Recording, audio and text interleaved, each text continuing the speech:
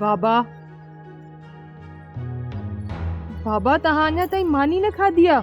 शबधिया सदोरी मानी खाधी हूंदी अलाए न, अलाए कहिड़े हालनि में हूंदी। बाबा इन्हे समझ त सदोरी ॼाई ही न हुई। ये कीअं सम्झा? जंहिं धीअ खे मूं पाले निपाए वॾो कयो, कीअं हुनखे विसारे छॾिया? बाबा सदोरी अवां जी कहिड़ी इज़त रखी जो हाणे बि तहां हुन जे लाइ रो था? हुनजो ॾोह न आहे, शायदि मुंहिंजे पालण में का कमी रहिजी वई हुजे। न बाबा, मां भी त अवां जी धीउ आहियां। जीअं मां अवां जी इज़त जो ख्याल रखां थी, इएं सदोरी नाहे रखियो। छा कयां शमधिया, पंहिंजी वढीअ जो न वेझ न तबीब, कंहिंजे दर ते पंहिंजी दह ॾियां, कंहिंसां शिकायत कयां? मुंहिंजो अंदर त आवी वांगुरु दुखी रहियो आहे। बाबा अवां मानी खाओ, अवां जे न बुखे रहण सां सदोरी वापस कोन अची वेंदी। तूं मुंहिंजो दर्द कोन सम्झी सघंदी आहे, ये दर्द हिकिड़ो पीउ सम्झी सघे थो। बाबा मां तहां जे अंदर जे ॿरियल आढ़ा खे सम्झां थी, पर हिक नाफरमान धी जे लाइ अवां खे रोईंदे नथी ॾिसी सघां। मां मजबूर आहियां, मुंहिंजी धीअ पंहिंजे वस में न आहियां, मूंखे पंहिंजी हालत ते छॾे। बाबा अल्लाह वॾो आहे, अल्लाह कंदो तहांजा समूरा दर्द ख़त्म थी वेंदा। तहां परेशान न थियो।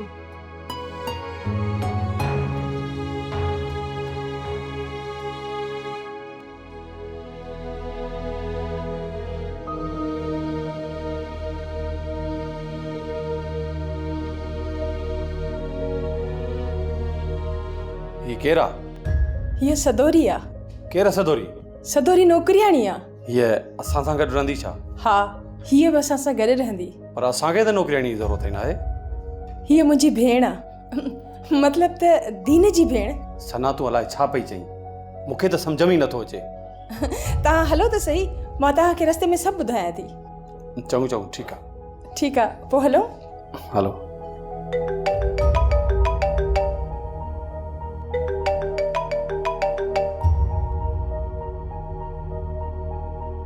हलो, हिननि जी एतिरी मजाल, जेकॾहिं जंग आहे त पोइ जंग आहे। असां त सालार ख़ान केतिरे पाणीअ में आहे।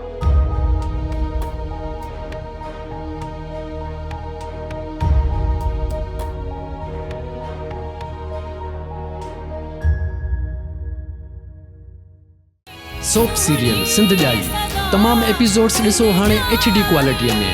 विज़िट करियो असांजो YouTube channel Sindh TV HD drama. Subscribe कयो असांजो official YouTube channel Sindh TV HD drama ऐं वधीक अपडेट लाइ बेल आइकन खे क्लिक करियो।